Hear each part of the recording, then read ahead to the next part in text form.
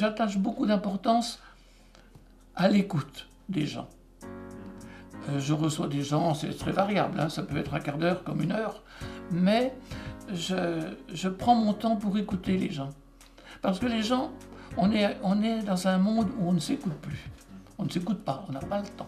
Et puis, donc quand les gens viennent me voir, j'ai le temps. J'ai le temps de les écouter. Ils sont en confiance. Et je touche du doigt, d'une façon très très proche, les difficultés des gens. Je suis dans leurs difficultés. Je vois comment les gens, certains, ont beaucoup de mal à vivre. Beaucoup de mal à vivre parce qu'ils sont écrasés par leurs difficultés. On doit savoir prendre du recul aussi, parce que c'est quand même difficile d'entendre la misère. C'est difficile.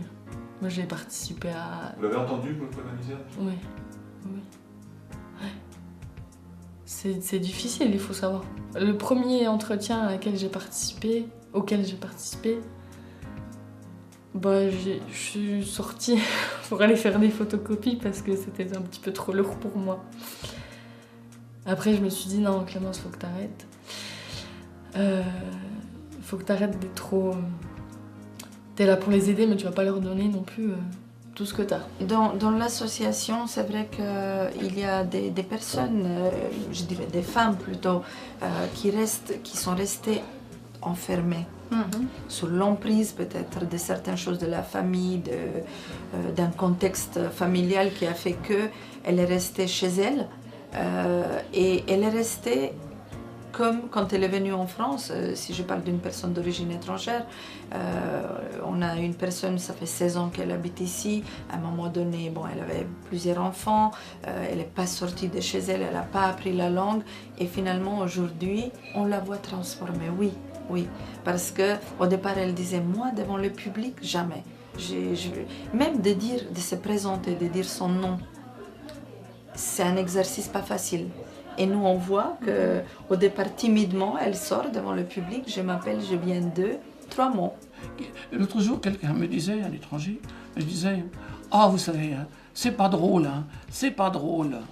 Je reçois des papiers, mais je les comprends pas. Je sais pas les lire, je les comprends pas. Il vient me voir en me disant, c'est formidable, il vient me voir avec une pile de papiers, il me les donne un par un en me disant, ça veut dire quoi ça? Il me donne une autre feuille, ça veut dire quoi? Donc c'est une personne qui n'ose pas sortir. Elle a en fait elle a peur de l'image que les gens lui donnent. Et puis aujourd'hui, donc, elle est au centre, elle est épanouie, elle commence à changer de vie, donc elle revit en fait. Voilà. Et pour moi, le fait de la voir heureuse, de la voir en avant, vraiment c'est comme si... c'est comme une mission qu'on a réussi, voilà. On n'est pas obligé, personne ne nous oblige. Personne ne nous oblige, effectivement, mais c'est par rapport au sentiment qu'on a. On est tous des êtres humains, donc on ne peut pas rester sans partager. On ne peut pas voir quelqu'un qui a besoin d'aide et on ne l'aide pas. Donc ça, c'est quelque chose qu'on a à l'intérieur de nous. Moi, personnellement, je suis quelqu'un de généreux, donc ce qui signifie mon prénom, Karima, donc c'est... Karima, ça veut dire? La généreuse. Karim et Karima. Voilà, Karima. La France, vous la voyez comment par rapport à ça, je veux dire, la générosité Ouais. Question de générosité, la France, elle est comme moi. Elle est généreuse? Ouais. Quand on cuisine ensemble, par exemple, souvent on chante ensemble. Et ça, c'est des moments qui nous procurent le plaisir parce qu'on se dit, malgré la fatigue, on est ensemble, allez, on chante, on voit les sourires. temps en temps, on voit les amitiés qui se créent au-delà de ces rencontres autour de certaines activités.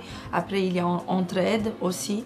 On devient aussi une association qui va plus loin dans l'accompagnement, par exemple, pour certaines qui ne savent pas bien encore, qui ne maîtrisent pas bien la langue, elles peuvent être aidées par une autre personne qui peut éventuellement lire le courrier, les papiers, l'accompagner, par exemple, Pôle emploi ou dans les institutions, etc. Ou même des rencontres très sympathiques autour d'un anniversaire. Voilà, c'est vraiment quelque chose qui se crée entre les personnes.